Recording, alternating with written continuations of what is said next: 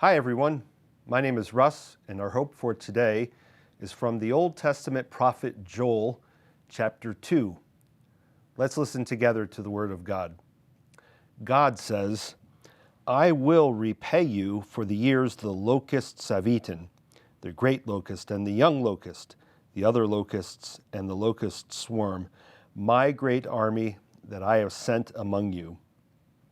You will have plenty to eat until you are full, and you will praise the name of the Lord your God, who has worked wonders for you. Never again will my people be shamed. Then you will know that I am in Israel, that I am the Lord your God, and that there is no other. Never again will my people be shamed. And afterward, I will pour out my spirit on all people. Your sons and daughters will prophesy. Your old men will dream dreams. Your young men will see visions. Even on my servants, both men and women, I will pour out my spirit in those days, and everyone who calls on the name of the Lord will be praised." Have you felt as if these past 2 months have been robbed from you, taken away, and never to be recovered?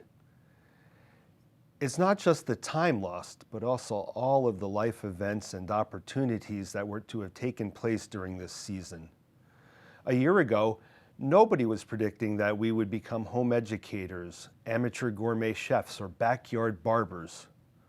Who would have thought that important events such as graduations, weddings, medical appointments, or even legal proceedings would need to take place by way of video conference? We have seen major events canceled, sporting seasons cut short, and our expectations placed on hold. People have lost their jobs.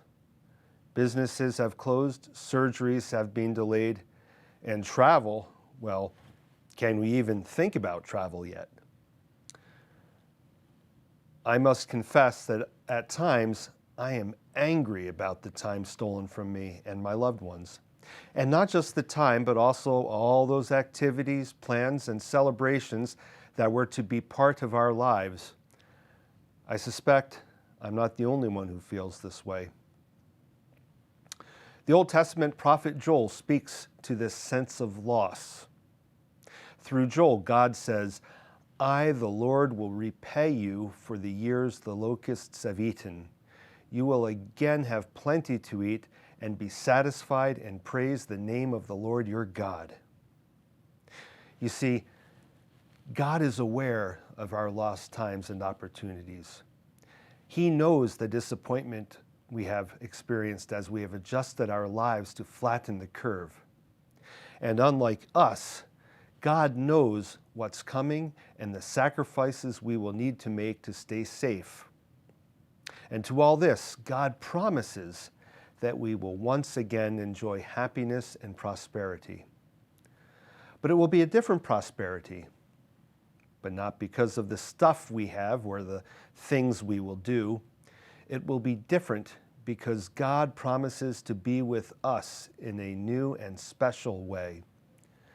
As Joel writes, "I, the Lord, will pour out my spirit on all people, and everyone who calls on the name of the Lord will be saved." This is a biblical pattern. Times of suffering or temptation followed by times of blessing and intimacy with God. When our lives are full and busy, it is easy to look past God and to take comfort in the many things of our own creation.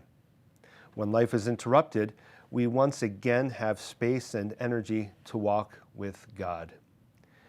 And this is our hope for today.